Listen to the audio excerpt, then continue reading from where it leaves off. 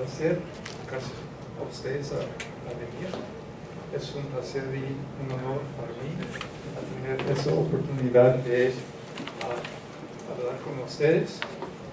Y como Agustín nos dijo, yo soy periodista, yo soy fotógrafo.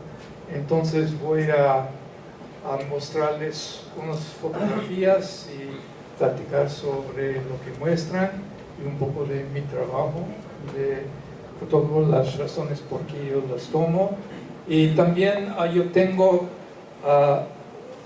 porque este libro tiene 302 fotografías, pero también tiene 10 narrativas de obreras y obreros que trabajan en los campos en California y el costo del Pacífico de los Estados Unidos. Y entonces voy a leer algunas de sus palabras para que podamos oír sus voces mientras que estamos mirando a las fotos. Entonces, hablando un poquito del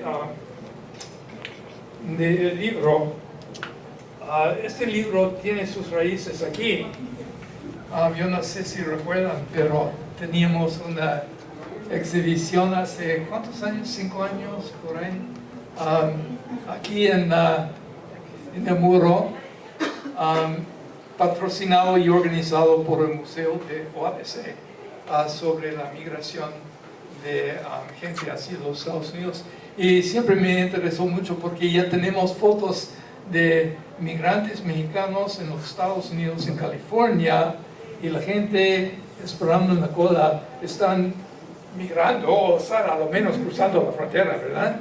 Porque están en la cola, mirando las fotos de otras personas que están en el mismo proceso, y especialmente porque somos tan aburridos mientras que estamos esperando. Es una oportunidad de pensar y hablar con la persona en su coche sobre esta realidad. Entonces, esa idea no fue mi idea, fue la idea aquí de la institución de organizarlo, y entonces me interesó mucho. Y luego lo hicimos otra vez, esta vez en el muro en las playas de Tijuana, con COLEF. Y COLEF organizó una conferencia, se llama El Gran México. Y esta idea yo encuentro muy fascinante. El Gran México. ¿Qué quiere decir el Gran México? Es que si estamos considerando que México es la gente mexicana y 9% de la gente mexicana vive en el otro lado de la frontera, entonces la nación mexicana existe en el otro lado también. Y es muy interesante porque la nación norteamericana y la nación mexicana están metidos, ¿no? Y la existencia de esta fuerza laboral trabajando en el campo es la evidencia de esta realidad, de miles de personas compartiendo la vida en los Estados Unidos. Entonces vamos a examinar qué es esta realidad. Y especialmente me interesó, y el nombre que COLEF dio a esa exhibición en los campos del norte. Y entonces lo utilizamos como el título para el libro también. Pero en el muro ya estamos viendo esa otra palabra, solidaridad. Y yo creo que es una buena lema para nosotros cuando estamos considerando esa cuestión, porque estamos hablando de la solidaridad entre los mismos trabajadores y trabajadoras, y también entre la gente obrera de los Estados Unidos y México. Y eso es mi propia preocupación, es la solidaridad. Yo me miro como un participante en un movimiento, una lucha social para construir la solidaridad entre esos dos países y la gente obrera, especialmente de esos dos países. Entonces, el primer capítulo del libro habla sobre esta cuestión de dónde viene nuestra comida. Y especialmente porque muchos de nosotros somos personas urbanos y pensamos que la comida cae del cielo hacia los supermercados. Y entonces estamos tratando de mostrar que actualmente nuestra comida es el producto del trabajo de personas. Y empieza en un campo orgánico en el Valle de San Joaquín, en California, donde la gente está trabajando quitando hierbas, y eso es lo que están haciendo en esta foto aquí y en esta foto. Y se ve que aunque yo tomé esas fotos en el mes de julio, cuando la temperatura llegó a arriba de 100 grados, la gente son mucha ropa, ¿no? Y entonces ellos dicen que esa es la mejor manera para tener insolación en contra del calor. Eso no es quitar la ropa, pero ponerlo. Entonces es un ejemplo de la clase de conocimiento que una persona tiene que tener para hacer este trabajo, que no es algo de personas ignorantes, pero es personas que tienen mucha experiencia y saben cómo sobrevivir en condiciones de trabajo muy duros. Y es una mujer joven que está esperando a su trabajo tempranito en la mañana, y luego ella, y es un ejemplo de, es un foto de algo muy típico sobre la vida de personas que trabajan en el campo, sea en un campo orgánico o un campo no orgánico, y eso es la vigilancia de la supervisora. Y se ve al lado de ella la supervisora mirándola para asegurar que ella está trabajando rápido. Y no le hace si es... la ventaja a ella, que es un campo orgánico, es que a lo menos no está sufriendo tanta contaminación por pesticidas y fertilizantes quitando la hierba. Y también en un campo donde el ranchero está utilizando hierbicidas, no necesita una persona físicamente para quitar las hierbas, ¿no? Pero en términos de el costo físico de hacer este trabajo, trabajando rodado todo el tiempo, y esas bolsas llevan unos 25 kilos cuando son llenos, entonces eso es lo mismo, entonces estamos empezando el libro nomás para recordar al lector de esas cuestiones, de dónde viene nuestra comida, qué son las condiciones actuales. Y luego el libro empieza a la frontera aquí, en el Valle Imperial y en San Diego, y va al norte. Y entonces esa es la organización del libro. Entonces esa es una mujer mixteca trabajando, viviendo en un cerro un poco al norte de la ciudad de San Diego. Entonces yo no sé qué es su reacción mirando a ella, pero yo tengo 3 hijas, y la primera cosa que yo estoy pensando es cómo se puede planear a su hijo viviendo en una casa de campaña bajo los árboles al lado de un cerro, o probablemente leche para él está en este cooler. ¿Cuánto tiempo puede durar la leche en esta situación? Todavía sea saludable para el niño. En otras palabras, y también la ropa, ¿no? ¿Cómo se puede lavar la ropa? Y entonces, cada cosa que es difícil por una madre de familia en la vida normal es doblemente difícil si está viviendo en esta situación. Y también las otras cuestiones que siempre pensamos que la gente migrando al otro lado está llegando a condiciones mejores que las condiciones que están saliendo aquí en México, ¿verdad? Pero mire, ¿piensa que ella vive así en Oaxaca? Probablemente no. Probablemente tiene una casa. Entonces, está cambiando una situación mejor por una situación peor. ¿Por qué razón? Para ganar dinero a mandar a sus niños. Entonces, El propósito de foto es para provocar preguntas como esta. Este es un grupo de trabajadores de ETLA viviendo bajo de los árboles también al lado de San Diego y luego consiguiendo trabajo en la banqueta en un suburbio de San Diego. Es peligroso ahora, especialmente porque no es solamente que la chota viene por su electrificación, tal vez la migra pasa, pero también San Diego tiene una reputación muy mala, una historia mala, de grupos terroristas como los Minutemen, y hasta los Ku Klux Klan, hace 20 años que ya teníamos ejemplos de integrantes de esos grupos tirando brazos a gente simplemente esperando trabajo en la banqueta. Entonces, la gente ahora, eso es un producto, y también lo más histeria que Trump está generando, lo más peligroso es conseguir su trabajo en esta forma. Pero miles de personas, no miles, cientos de miles de personas están trabajando en la economía informal. Es quiere decir que están recibiendo su trabajo diario cuando pasa un contratista o una persona que quiere ocupar a trabajar en el campo, en un sitio de construcción o lo que sea. Pero ante esas condiciones, ya tenemos este joven que llevó su guitarra con él, pasando la frontera. Siempre estoy mirando que es una buena guitarra, ¿no? Tiene amor por su música.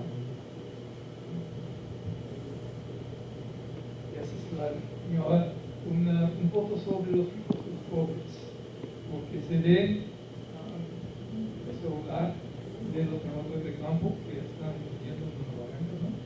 Y luego arriba de la loma esta unidad con un muro alrededor de las casas, unidad de ricos, pero enseguida, ¿no? Un hombre que está bañándose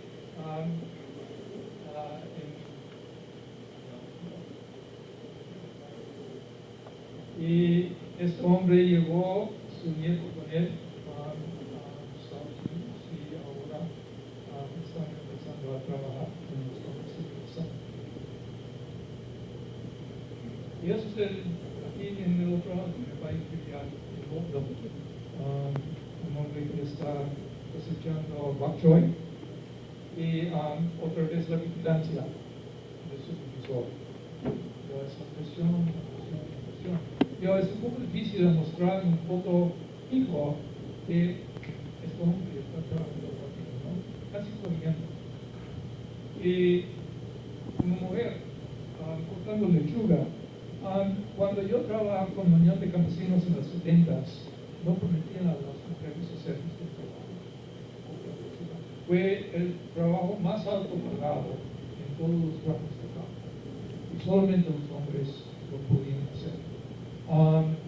Hace 5, 6, 7 años, las mujeres quebraron esta línea de discriminación y podían entrar en estos trabajos, pero estaban peleando por el privilegio de trabajar de un lado, así.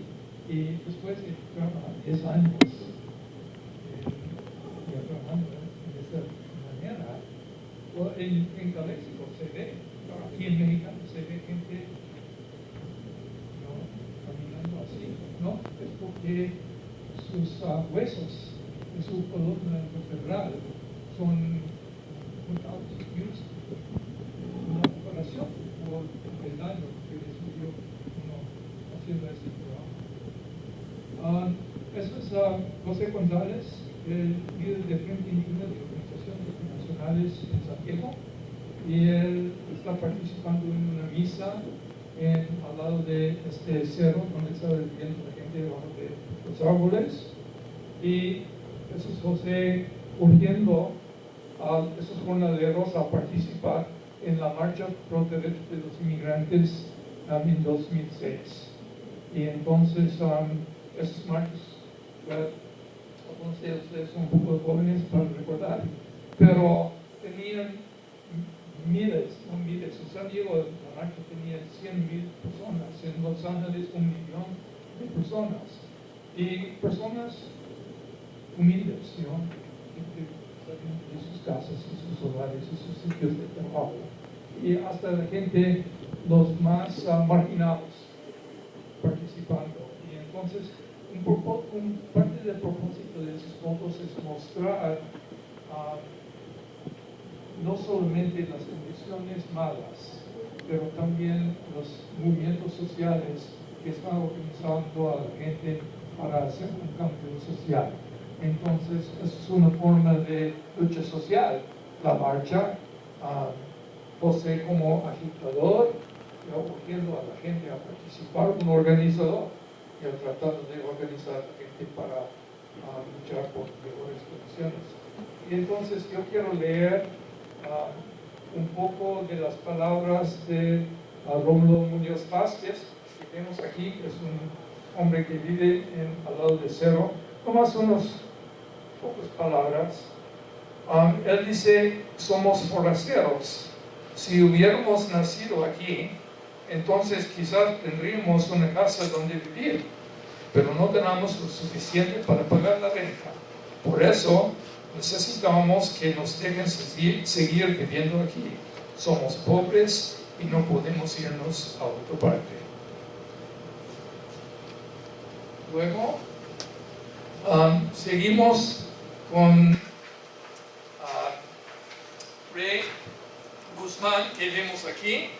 Ray y Miguel Villegas son los primeros raperos mixtecos en los Estados Unidos, en México también. Y entonces Ray también es trabajador de campo, y él habla en su historia sobre sus experiencias creciendo, trabajando en los campos como niño, yendo a la escuela y todo. Pero él termina con esas palabras y él dice: voy a ser una estrella de rap, pero un rapero con conciencia. Mi ídolo es Tupac Shakur. Él hablaba de la política, hablaba de todos nosotros, los niños que vivimos en la pobreza. Como Tupac solía decir, somos un flor que creció en el concreto. Tú ves que la rosa y el tallo están torcidos, pero florecieron del concreto puro. Venimos del barrio, pero vamos a salir adelante. Nosotros también somos seres humanos. Entonces, es su modo de pensar, pero también eso habla de un poco sobre el cambio cultural, ¿no? Porque él está combinando culturas. Está combinando la cultura negra de rap en los Estados Unidos con la cultura mixteco, y también utilizando esta combinación de hablar sobre temas sociales. Entonces, una cultura que no cambia no vive. Entonces, eso es lo que él está haciendo. Y eso es una foto de una mujer, Lorena Hernández. Y Lorena se embarazó a 16 años en Oaxaca. Su familia la expulsó de la casa, y entonces su tía la llevó a California, a Fresno. Tenía su baby y luego empezó a trabajar en el campo y tratando de sobrevivir como una madre soltera. Y entonces eso es lo que dice sobre las dificultades de eso, especialmente tratando de tener una relación con su propia hija. Y entonces ella dice, realmente ya no conozco a mi hija. Está todavía dormida cuando salgo a trabajar y no entiende que llegó a la casa cansada. Ya ni siquiera me dice mamá. A mi tía la llama mamá. Ella solo se preocupa por mi tía. Le lleva agua y le pregunta cómo le fue en el día. Mi hija piensa que mi tía es su madre. Entiendo por qué lo hace. Mis primos llaman a mi tía mamá también, y eso es lo que escucha mi hija. Pero mi tía dice que mi hija lo entenderá cuando sea grande. No tengo idea de cómo será mi futuro, en realidad no he pensado en ello. No tengo amigos, solo conocidos de trabajo. Ellos no tienen responsabilidades como yo, así que pueden salir los fines de semana. Ellos comparten sus historias conmigo, pues yo no puedo salir porque tengo una hija. Me quedo en la casa. Lavo la ropa de mi hija los fines de semana porque durante la semana estoy muy cansado. Tampoco hay tiempo para limpiar la casa durante la semana. Lo hacemos los fines de semana. Creo, por mi edad, ya nunca voy a regresar a la escuela. Voy a trabajar en los campos. Me encantaría volver a la escuela, pero es demasiado tarde para mí. Quizás algún día. Entonces, otro chequeo no realidad, ¿verdad? Pero es que no es sin esperanza, pero es los problemas concretos que ellos están tratando de solucionar. Entonces, esas son más fotos del Valle de San Joaquín. Unas fotos que muestran los esfuerzos de la gente a mantener y preservar su cultura en el exilio, viviendo en los Estados Unidos. Una familia Musco, viviendo en la ciudad de Taft. Unos danzantes bailando en la Guelaguetza en Fresno. Eso es la danza de los diablos de Santiago, Oaxaca. Y en Oaxaca, ¿cuántas Guelaguetzas tenemos en esos días? ¿No? Uno o 100 desacuerdos políticos. Tenemos la Guelaguetza y la Guelaguetza alternativa, ¿verdad? En California tenemos 8 Guelaguetzas. Y la razón es porque la gente o las familias organizan grupos de baile para pasar a su cultura a sus hijos. La música, la danza, toda la cultura. Pero una vez que se forma un grupo de danza, entonces los niños quieren mostrar sus capacidades. Eso es un poco chistoso porque en Fresno tiene la Copa de Juárez, es un torneo de básquetbol. Y muchos que vienen de Oaxaca son muy enamorados de básquetbol, lo prefieren a fútbol. Pero en este torneo también participan los equipos de chicanos o mestizos. Entonces, esos equipos son más altos, jugadores más altos. Entonces, los oaxaqueños son un poco desadaptados. Y entonces su juego es siempre picando. Y entonces en esta foto se ve cómo ellos están compitiendo con esos otros hombres más grandes. Ese es Rufino Domínguez, que fue uno de los fundadores y organizadores de Frente Indígena, una persona de mucha importancia en la comunidad oaxaqueña en California.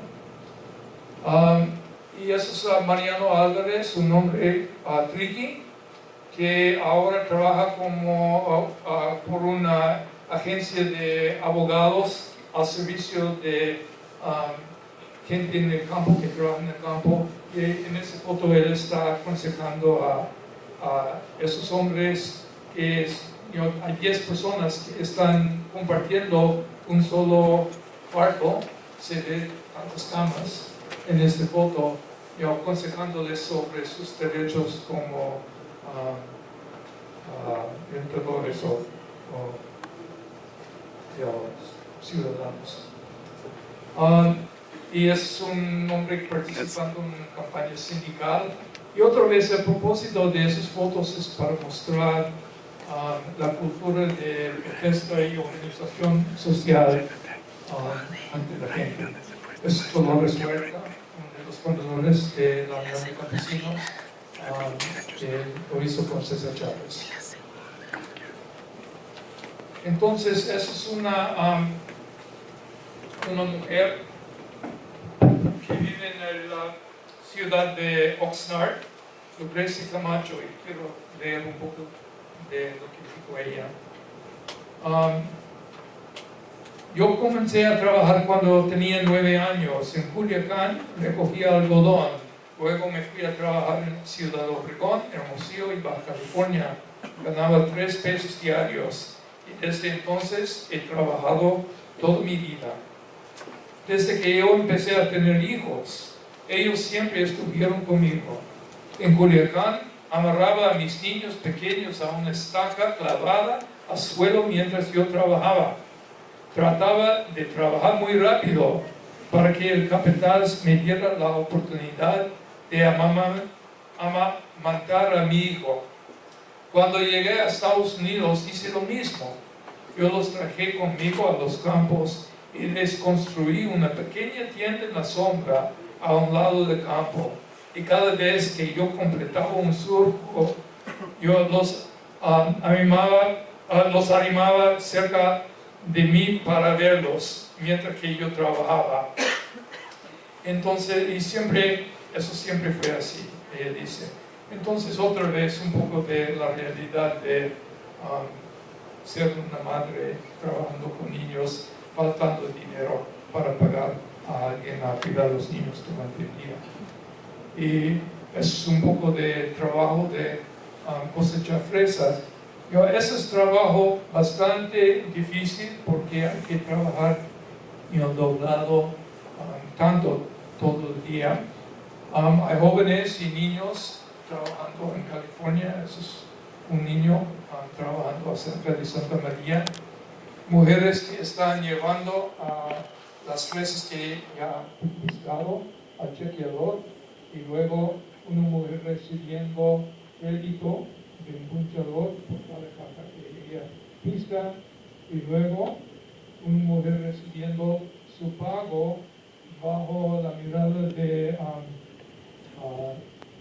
Jesús Pérez, que es un organizador de frente indígena, asegurando que están pagados en una forma legal.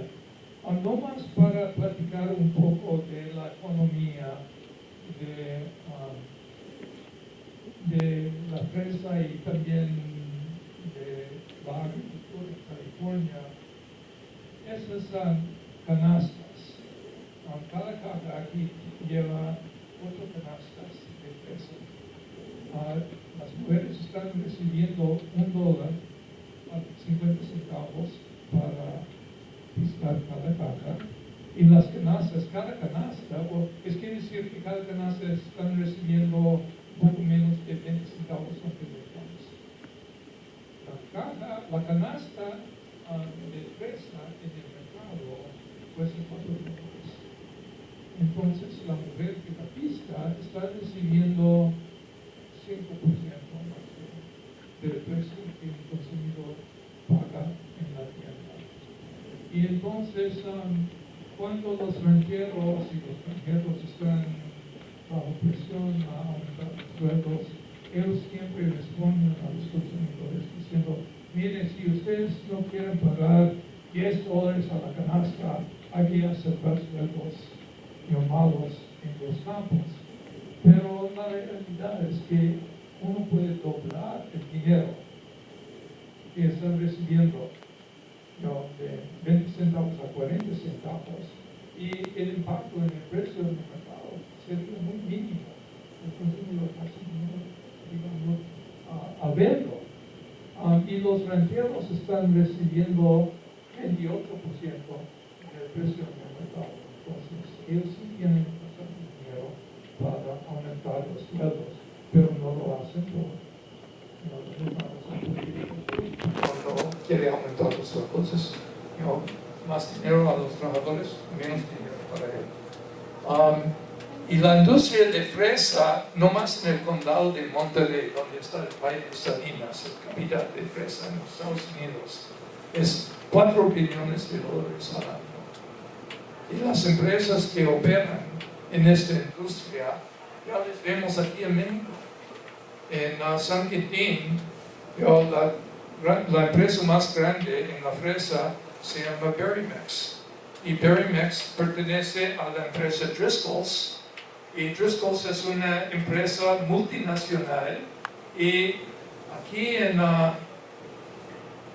no se puede ver muy bien, pero esta mujer está piscando en canastas que también tiene la etiqueta de esta empresa Driscoll's. Entonces es la misma empresa en los dos lados de la frontera y también con el mismo sistema de sueldos muy bajos.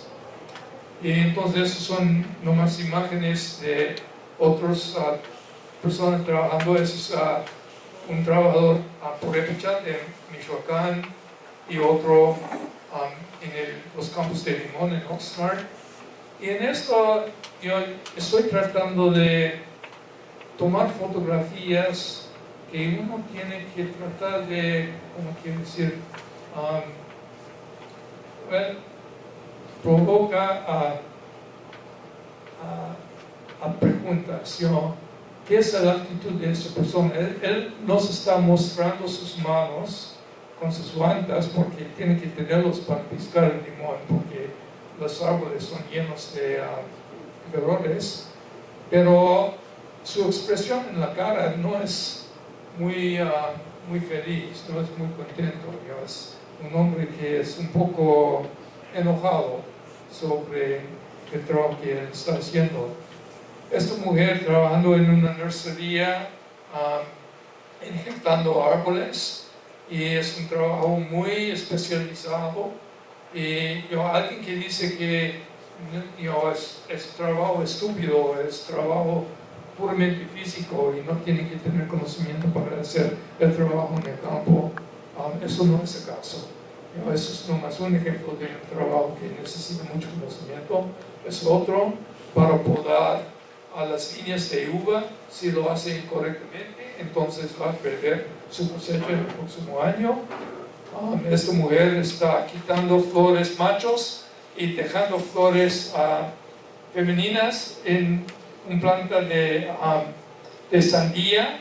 Y cuando yo estoy mirando su trabajo, yo le pregunté cuál es cuál, porque a mí parecían absolutamente igual, pero para ella es muy fácil para ella reconocer la diferencia, y porque ella está pagado por contrato, entonces no solamente ella no puede estudiar cada flor por un tiempo, ella tiene que trabajar así, entonces tiene que tener experiencia, historia, conocimiento para hacer trabajo en el campo, y también capacidad física como este regador. Entonces no quiero hablar tanto más. Esas son fotos de manifestaciones pro derechos de los inmigrantes, en este caso en New Jersey, para que puedan ver que no simplemente California que lo tiene. Trabajadores de una honguería en el estado de Pensilvania, vive la unión en un hongo.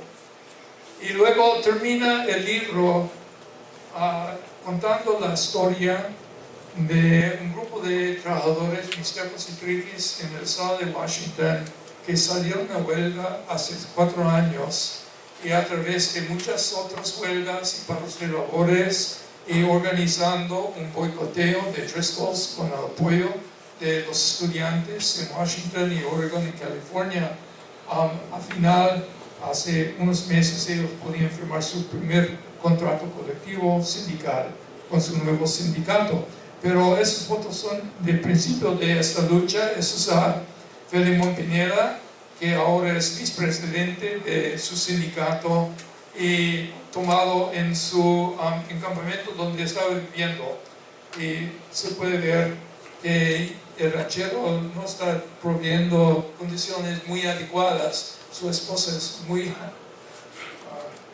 enojada por las condiciones de su vida, y él no está satisfecho tampoco. Eso fue una de las razones principales por su lucha para organizar su sindicato.